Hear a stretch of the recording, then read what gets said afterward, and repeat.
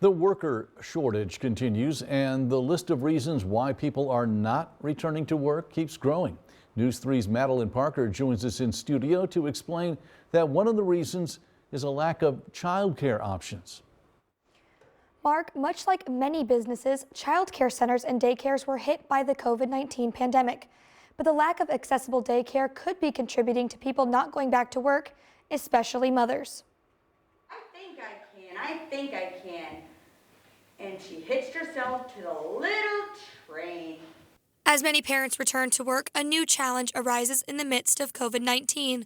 Who's going to watch the kids? On average, I'm taking 15 phone calls a day for children I can't enroll. As hiring picks back up, many parents are finding that childcare, which was already difficult to find before the pandemic, is even more so now. An Illinois industry trade group says the average monthly price of full-time childcare is $773 per child a month.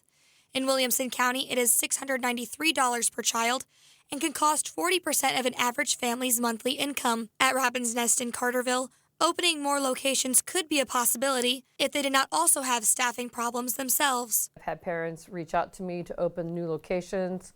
We're looking at see what else we can do to open additional locations, but then we're dealing with the staffing part of it and getting people to come back to work and do that piece of it.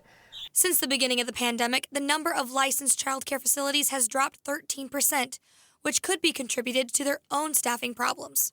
We lost about a third of our staff to COVID, but most of us stayed together and pulled through for the essential workers. Now restrictions are loosening up, but returning to work is proving to be more difficult than many parents might have expected. We have gone back to full capacity. We were full within a month after he released our license. So people are wanting to get back to work. Now they're at the threshold of now there's no childcare. Some of the other reasons for the worker shortage have been attributed to health concerns, younger workers finding jobs in different fields, stock market gains allowing for early retirement, and the possibility of unemployment benefits outweighing potential wages. Live in studio, Madeline Parker, News 3.